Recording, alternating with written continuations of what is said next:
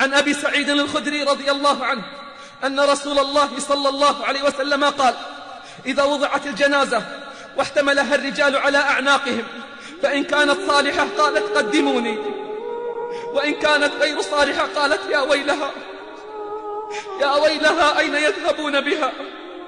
يسمع صوتها كل شيء إلا الإنسان، ولو سمعه لصعق.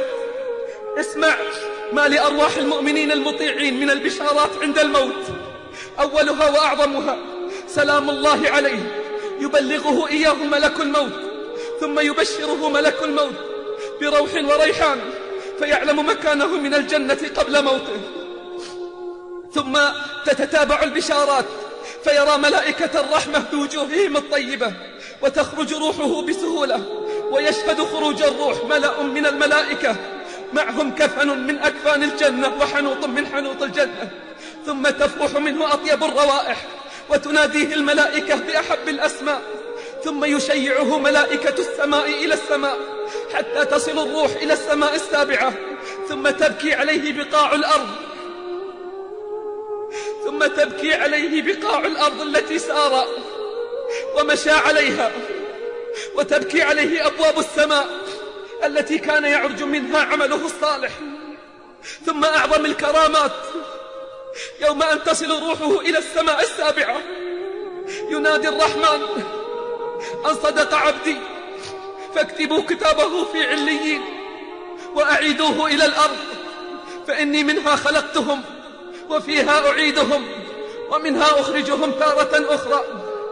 أما أرواح العصاة والكافرين فحسرات وندامات حيل بينهم وبين ما يشتهون، فتتتابع الحسرات والمخازي والندامات. أولها طلب الرجوع فلا يستجاب لهم، حتى إذا جاء أحدهم الموت قال رب ارجعون. ثم إذا عاين ملك الموت وملائكة العذاب يوم يرون الملائكة لا بشرى يومئذ للمجرمين ويقولون حجرا محجورا. ثم يبدأ القرع والتوبيخ، فكيف إذا توفتهم الملائكة يضربون وجوههم وأدبارهم؟ فكيف إذا توفتهم الملائكة يضربون وجوههم وأدبارهم وذوقوا عذاب الحريق.